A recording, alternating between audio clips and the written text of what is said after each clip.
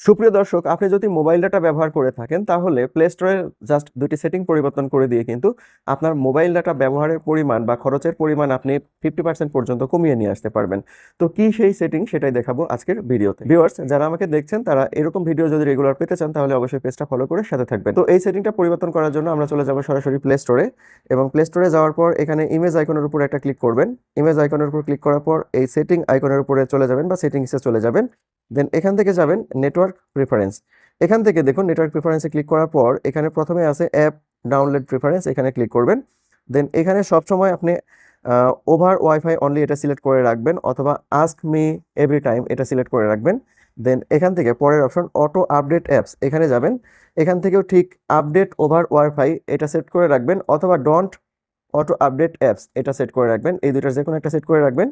দেন এখানে পরের যে অপশনটা রয়েছে সেই অপশনে যাবেন। এখানে লেখা রয়েছে অটো প্লে